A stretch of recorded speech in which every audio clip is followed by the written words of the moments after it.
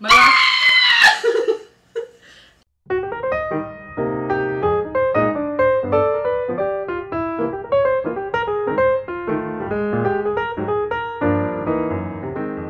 Welcome to HamHands! HamHands! How that? That's not our theme song. Seriously. Today on HamHands, we have a very special guest. Laura Thornton! Hello! Yay! Welcome, Laura, to the show! Welcome. Welcome. Okay, so the theme for this week's HamHands episode is childhood. Huzzah! Which is why we Thank have you. stuffed animals. Wow. Oh god, okay. There you go. Alright. Birthday girl. The weekly wine! Today, we are going local with Yost and their sangria. Sangria. Sangria is a delicious blend of Nova Scotian grown blueberry and apple wines. The result is a fun wine with plenty of crisp, fresh citrus tannins joined with bold apple and blueberry flavors. Best served chilled and garnished with a slice of orange or made into a spritzer.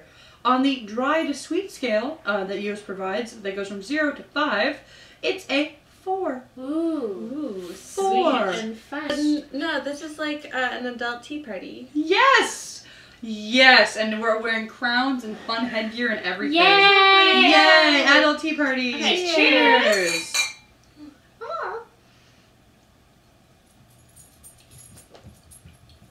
That is sweet. That's a 5. So you may be wondering, who's Laura? No, why is she on the show? Well, why is she here other than the fact that she's fabulous and is wearing a tiara? So, Laura is a fairly familiar face to some people in Halifax theatre scene. She is a producer for Saints Alive Theatre. And recently you directed last June. Little Women, didn't you? Yeah. You were also currently on stage at the Dartmouth Players. Yes. Are you in Best Little Whorehouse in Texas? Yes. Are you a whore? No. You are also a social media consultant. I am. And arts administrator for Halifax Circus. So you ran away with the circus? I have never heard that joke before, but I'm so happy that you made it. It's a title show on Friday night, and I really did love it. It was hilarious. I spent most of the show laughing my ass off. It is a show about writing a show. The cast was Anders Balderson. Who we love. Balderston. Anders Balderson, Ann Doyle, Kyle Gillis, and Kirsten Howell. And actually, one of the really cool things was that Anders only came into this rehearsal process 5 rehearsals before they opened. Yeah. Because there was a family emergency with the previous actor in that position, so he came in and he killed it. You would never know he only came in 5 rehearsals. He was that guy. perfect, absolutely perfect. And him and Kyle Gillis have the best chemistry on stage. Awesome. Just like, you really believe them as very close friends and writing partners. Yeah, it was fantastic. I felt really engaged watching them. The two women in the show, Anne and Kirsten, hilarious, absolutely hilarious. And one of the credits to the writers of the show is that they weren't afraid to make these women kind of weird, and the two girls playing them weren't afraid to go there. They were both really funny and very strange. All too often in musical theater especially, you have the ingenue who is just... It's annoying. Yeah, she's kind of boring, frankly. She's too perfect. Yeah. And you don't relate to them as an audience member. Exactly, but these two, you relate to them immediately. I think if I had any critiques, it would be actually more for the writing than actually what the actors did on stage. Okay. There was a point in the show where I found it lagged a little, and it actually goes through, it's kind of like a montage, and I kind of understand what they did because they had to pass time fairly quickly about the progress of the show that they're writing in the show. Yeah. But I found it lagged a little bit at that point. Okay. That is my review for Title Show. Good on you, TheatreSpeak. I hope to see more of your work.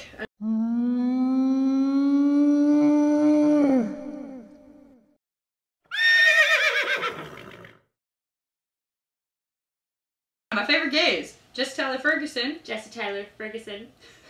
Neil Patrick Harris. Neil Patrick Harris. And only 2 names, Ellen DeGeneres. Ellen DeGeneres. Plus.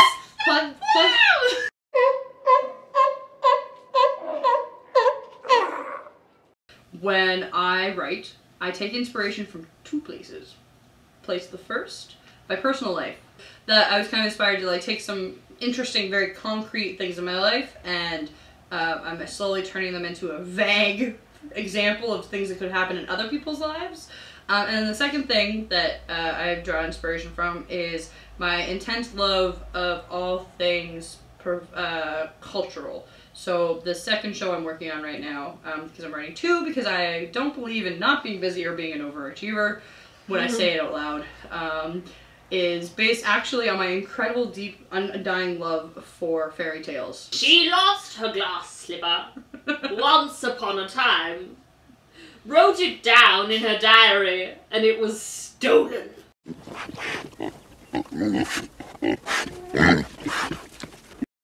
Okay, so today's theme is childhood. So what was child Laura like? So fucking weird. This hand motion has always been there. I'm 8. I'm 8. We need to talk about I go to this. elementary school. Oh, honey. Oh, God. Oh, no. But yeah, no. That crayon is so not right for you.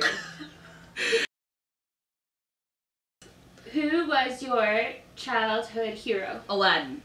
Aladdin? Excellent. And why?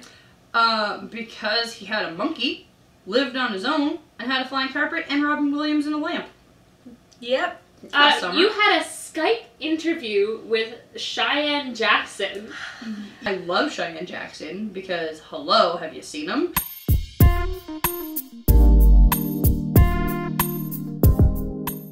We arranged for an interview, and I spent 45 glorious minutes on Skype with Cheyenne Jackson. And the highlight of the interview for me was, it's like, oh, well, what's your favorite song from Xanadu? And I was like, I don't know, Don't Walk Away. He's like, alright, well, do you want to sing it? I was like, what? And so before what? And so I sang Don't Walk Away from Cheyenne, by Cheyenne Jackson from the Xanadu soundtrack. Look it up, he sang it at the Tony Awards.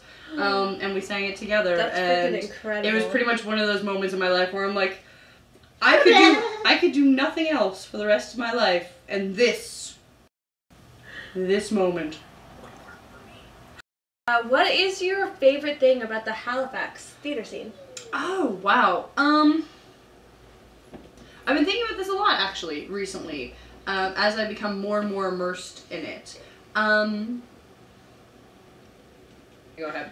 Okay, the thing I love about the Halifax theater community is that in many ways, we're incredibly supportive of each other.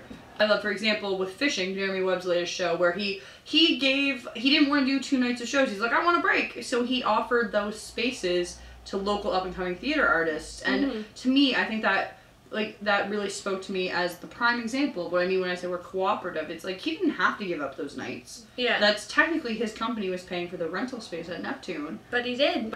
And so I think that's what really I love about working in this community is the tight-knit yet ability to be openly creative, function of it. So if you're interested in learning more about Laura and all the different things that she does, you can email us at hamhandshfx@gmail.com. And I am professional, believe it or not. So, just wanted to let y'all know about upcoming events here on HamHands. So, thing that's personal to my heart, I am in Best Little Whorehouse in Texas. It's still running at Dartmouth Players, which can be found at 33 Creighton Avenue in Dartmouth, next to the Duck Pond, until November 25th. So that is a Wednesday night, a Thursday night, a Friday night, a Saturday night, and a Sunday afternoon matinee. Tickets are $17, and you can find them on ticketpro.ca. Thanks, y'all. See you there. Wink. So coming up November 21st to 25th is Eastern Front's production This Is What Happens Next, which is written and performed by Daniel McIver. Elf the Musical is playing at Neptune Theatre in the Fountain Hall from now until January 6th, and you can get your tickets at the Neptune box office or at NeptuneTheatre.com. Also playing this week, presented by the King's Theatrical Society, is Empire Builders, and that runs from the 21st until the 24th of November. So long, farewell, Avidas and goodbye. I hate to leave HamHands and say goodbye. Goodbye. Goodbye. That's all for tonight, everyone. Thank you for joining us on HamHands.